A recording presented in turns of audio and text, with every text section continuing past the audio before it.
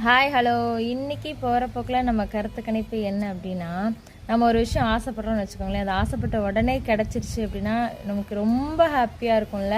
நம்ம ரொம்ப சர்ப்ரைஸ் ஆகணும். இப்போ தான் இதுக்காக ஆசைப்பட்டோம், நம்ம ஆசைப்பட்ட உடனே எந்த ஸ்ட்ரகிளுமே இல்லாமல் நமக்கு கிடச்சிருச்சு அப்படின்னா அது ரொம்ப ரொம்ப ஹாப்பியாக இருக்கும்ல.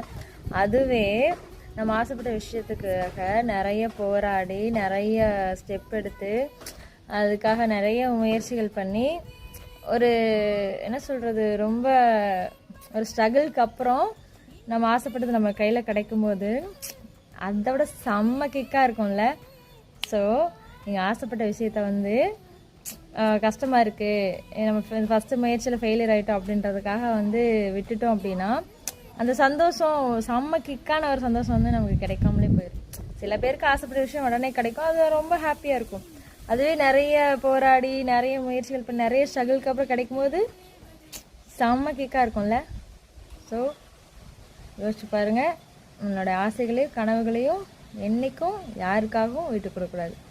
எங்கள் அண்ணன் ஸ்டைலில் சொல்லணும்னா, கான்ஃபிடண்ட்டாக இருங்க, நல்லதே நடக்கும், வெற்றி நிச்சயம்.